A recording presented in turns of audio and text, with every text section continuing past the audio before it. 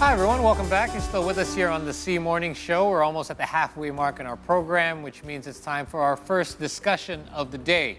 The COVID-19 pandemic has affected almost every sector, with the economy and the public amongst some of the hardest hit. Many countries, including ours here in Indonesia, have seen its stock market scrambling amidst this pandemic. But how's the future of stock market after the pandemic ends? Now it is our great pleasure to have Bapak Oki Ramadhana, the President Director of Mandiri Sekuritas.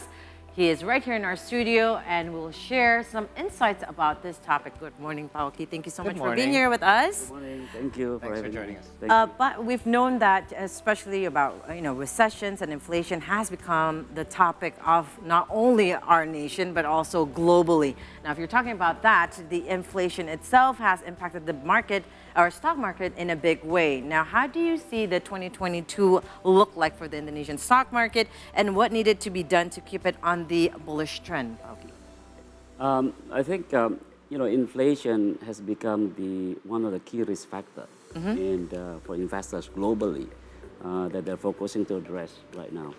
And I think we at Mandiri Sekuritas expect our inflation rate to trend slower than the global, which is at 4.6%. It is lower than the other emerging economies and also developed economies, actually. So the relatively better inflation rate, I think it's attributed to government policies and effort to keep inflation under control, Right. which is critical, actually, to sustain the economic growth momentum that we have in Indonesia, and also to defend investors' confidence towards our market. So this is very critical. I mean, we are fare better than any other emerging economies, so which is good.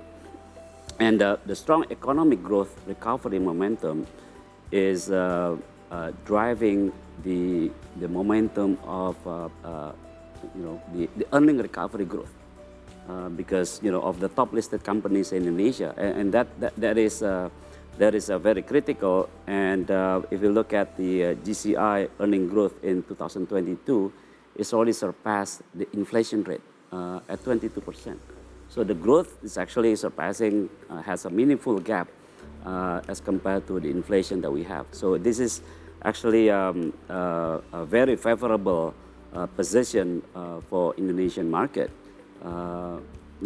seen by the global investor community, because they look at Indonesian market, on top of their mind when talking about the capital allocation, when they're talking about which countries that they have to invest, which market that they have to invest. So this is actually very critical for them, for global investors. And so to keep the bullish trend of this situation in Indonesia, we investors and all the corporates and all the stakeholders need to focus on directing resources and efforts towards maintaining this strong economic growth recovery momentum, right?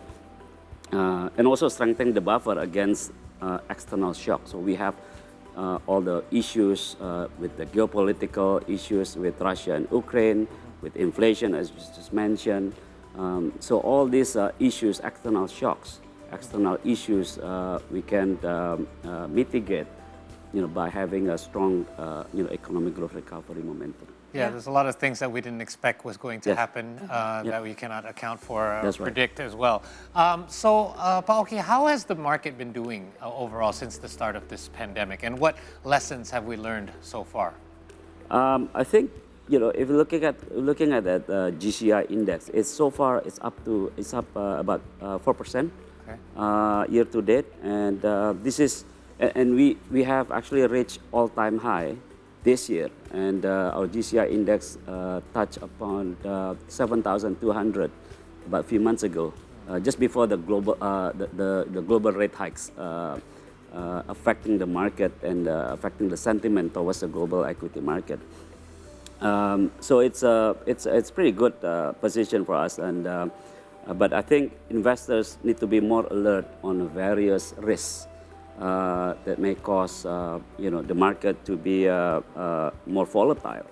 And so we have to be, very focused on fundamentals, fundamentals of the companies, of the fundamentals of the sectors that we invested in. So investment analysis need to be more thorough and more dynamic, because there's so many changes in the market with regards to supply chain, with regards to inflation, geopolitical politics, as I just mentioned. But I think every crisis, as you all know, there's always been opportunities, right? Yeah. So I think while we think we need to be very cautious, but we need to discipline in managing the investment risk, right, throughout the crisis. And I think we need to have patience in building more momentum towards a more medium and long-term investment views, given the near-term volatilities in the market. So. Yeah, and you were talking about dynamics, and if you're talking about investments, there are so many dynamics in IPO trends in Indonesia. Now we've seen Buka, Goto is already listed on the market. However, Pak, we haven't really seen any positive trends on both stocks. So, in your opinion, is it still too early for startup IPOs, or it's the opposites? No, I think if you're looking at the stock price, I mean, Goto and Bukalapak has different performance in terms of their stock price. But I think the stock price is, as you know, is influenced by market mechanism, right? But if you're looking at, in the short run, probably there's sentiments. Sometimes sentiments, ahead of the fundamental itself, right? So the investor will look at more sentiments toward the fundamentals. But I think we continue to see the strong fundamentals of these two startups. I mean, not really startups, but Bukalapak and Goto, they are giant internet companies in Indonesia, and they are champions. And I think I'm seeing the fundamentals continue to be strong, and for them to be the winner of among the winners of internet companies in Indonesia. And as you know, internet industry penetration in Indonesia is still low. For example, e-commerce GMV penetration towards GDP is still lower at 10% compared to China at 32%. So we still have a room to grow. Room for growth, very much. And I mean, looking at Bukalapak and Goto, now as they have actually raised funding in the capital market in Indonesia, now they have ample of liquidity, they have capital to actually grow, to defend their business amid global rising rates right now, right? So they have in very good position to be the leader in the industry. Yeah, we just have to be patient. You have to be patient. Just don't believe everything you hear on social media. Sometimes people see social media like, oh, we got to invest in this, and it's going to go up right away. Things do take time, especially coming out of a crisis. Now, one of the things I wanted to ask you about is brokers' indicators have actually been taken out from daily trading. What is the purpose of this, and how do you think this will affect the market?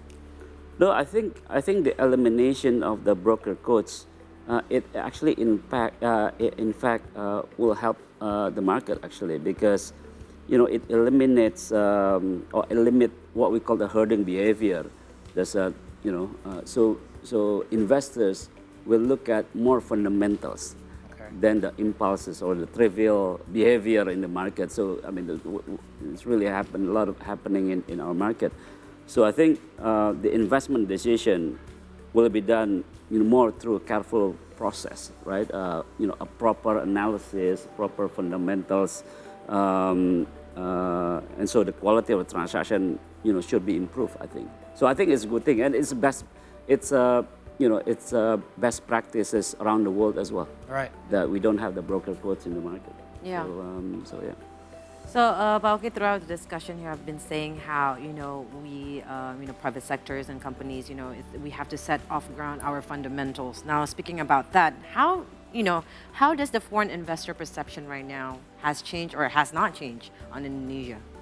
No, I think foreign investors, still continue to be bullish towards Indonesia. I think, as I mentioned earlier, looking at the strong economic growth recovery momentum that we have with inflation under control. Yeah. I think, again, among the developing economies, emerging economies, we're still the best. Our market still performing best, compared to others.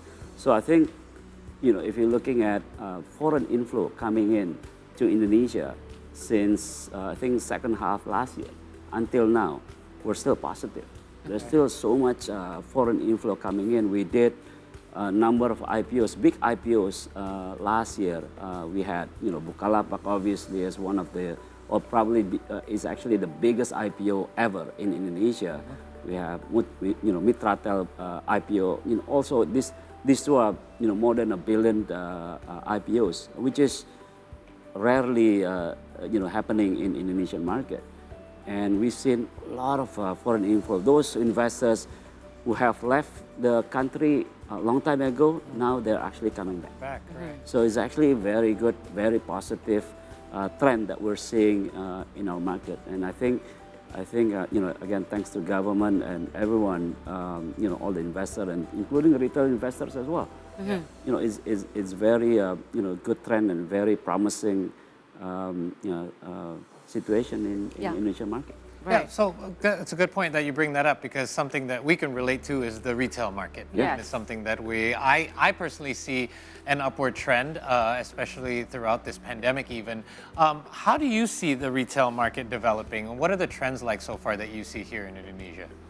Well, the number of retail equity investors has been increasing quite significantly since 2019, just before the pandemic, until now. If you're looking at average daily transactions in 2021, is about 32 trillion rupiah in 2021, and that's compared to 2020, I think that was about 26, 27 trillion. So it's always going up. And us as Mandiri Sekuritas as well, retail investors in our financials is actually comprise 40, almost 50% of our business. Wow, almost half. Almost half of our business is actually retail. Right. I mean, you're looking at me as an investment banker, but our business is dominated by retail right now. Right. So it's actually very encouraging. And of those retail investors, if you look at the demography of the investors, actually dominated by millennials and Gen Z. So 82% are dominated by millennials and Gen Z, and the rest are, Gen X and baby boomers. But 82% is dominated. I'm part of the minority then here. That's a big margin, though. Yeah, well, that's for the spending power. Yeah, right. And of course, Bauki, you've talking about that the generation and whatnot, and if we're talking about the generation, millennials and Generation Z. It seems that we cannot go farther than digitalization and technology. Yeah. So how do you see the future of digitalization on the capital market investment? Oh, it's very significant, progress and a trend actually in our capital market on this digitalization. We're seeing, as I mentioned, a number of capital market investors has grown quite significantly right now. And if you're looking at the numbers, I'm seeing numbers here in 2021 increase double in terms of number of investors from 2020, which is at 7.5 million number of investors in 2021, and that's double the number of investors in 2020, and now 2022 by mid year it's already 9.1 million as well. So it's quite it's increasing numbers has been the result of less mobility given the pandemic. So People use mobile trading apps more often than before, and that's where the market is going. We as Mandiri Sekuritas has actually developed our mobile trading platform as well, because that's where the market is going. Yeah. People are it becomes the lifestyle of the younger generation. Yes. To have digital and investment savvy, right? So I think that's a very good sign of the market, and I think more and more, the securities firm become, technology company than Right. than a securities company because people will really focus more on a digital, trading platform Yes. than the usual traditional ways of investing. Seamless Well, access, connectivity. I tell people all the time, I've always believed that we were always going in this direction anyway. Yes. All this pandemic did was speed it up because Yes. this is all, made people Right. have to be more ready on the Oh, digital yeah. platforms. Yeah. Right. Yeah. Well, okay, thank you so much for your time. We really do No, thank you. appreciate this more in-depth look as our economy continues to recover. We hope we continue to stay on this trend as well as we come out of this pandemic. We hope that you stay healthy. Thank you so much for Thank dropping you. by. Thank you, Paul. It's been a great chat. Thank you. Have yourself a great weekend. Thank you. Yes. Thank you, Carol. Okay, Thank you so Ramadhana, much. Thank you. President Director of Mandiri Sekuritas. We are going to take our first short break. For our short break after our first discussion, excuse me. But we are going to update you on some of our top stories and recap our earlier news for you. In case you're just joining us, stay with us here on the C Morning Show. We'll be right back after this.